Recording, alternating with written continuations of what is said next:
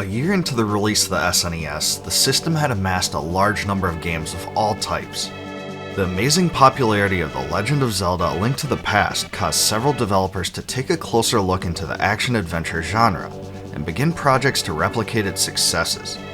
One of these was Soulblazer, which was created by Quintet, the same development team that brought ActRaiser to the system. Soulblazer is based upon a story concept that's pretty unique.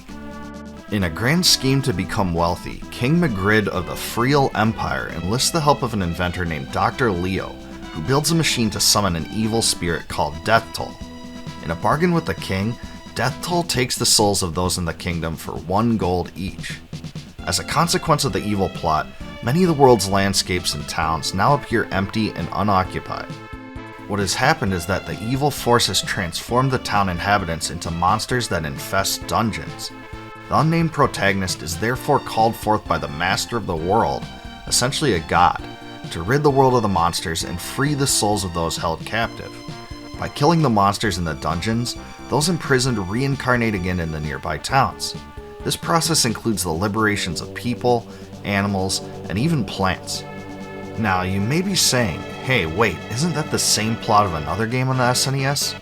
Well, as you may be able to tell, it is thematically quite similar to another Quintet game, ActRaiser, like I mentioned before, where your main character is a literal god sent to accomplish a similar task. So even though the game is good, Quintet doesn't exactly get creativity points here. Soulblazer features 6 total villages and associated evil areas with souls that must be freed. After those villages are fully restored, the endgame stage, called the World of Evil, is unlocked. The game is tied together pretty well in this way, and talking to the resurrected townsmen provides a lot of great lore. In Soulblazer, the dungeons are where the true fun is to be had. They're filled with basic puzzles, moving platforms, and swarming with monsters. It's definitely possible to get overwhelmed by enemies, which forces the player to get creative with the placement of the character and the attacks. The best part of the dungeon experience is that most of the monsters you slay, once slain, are gone forever. That means that even if you kill monsters, save your game, turn it off, and come back, virtually everything will be exactly as you left it. This type of monster system wasn't utilized even in later SNES games, so it's a standout facet that was really enjoyable about this one. I tend to agree with those that have said it makes the game hold up pretty well even today, because it allows for casual play without the long, cumbersome time constraints. The bosses were designed pretty well also. They're distinct and provide unique difficulties, and some of them are really hard. They're honestly where the challenge in this game lies. As far as combat goes, your character slices his sword in a way where it actually hits enemies that look to be slightly below the cell he's standing on, which is certainly interesting. At first this seems like an odd limitation, but in a way it's actually helpful because of how the game forces you to be positioned in the dungeons. The hit detection isn't perfect, but it isn't the worst I've seen either. Lagoon. There is a magic system and you can get a few spells, but honestly they're a bit awkward control-wise. There isn't even a real animation for the spell that shoots fire across the screen, and the only way to aim it is to face your character in the direction you want it to go. Sometimes it's useful, but I really think this area of the game should have been more polished. The graphics aren't overly impressive for an SNES title, but it came out pretty early in the system's life, so I guess that's to be expected. There is one area of the visuals that do stand out though, the use of multiple layers, many of which are vibrant and add a lot to the atmosphere. For instance, here you can see icicles hanging all over the area to give it a more complete frozen cavern vibe, and that layer protrudes as you move around.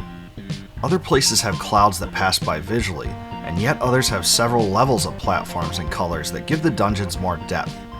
Even if it doesn't quite approach the same graphical quality that can be found in later SNES titles, this was really cool. The soundtrack in Soulblazer is an odd combination of songs you'd expect in a traditional RPG score, combined with some funkier ones. And by funky, I mean some of these tunes actually sound like something you'd hear from Parliament or Smokey Robinson or something. They're really different in that way from other action-adventure RPGs. It's not really my favorite dynamic for the genre, but some people really like how unique these tracks are. When it comes down to it, Soulblazer was a solid game for the time that provided fans of the genre a great fix. It used a cool story concept and stands out because of the permanency in regard to your dungeon progress. It has a solid but unique soundtrack and was a polished game for the era it came from. Also, the title offered promise for the future.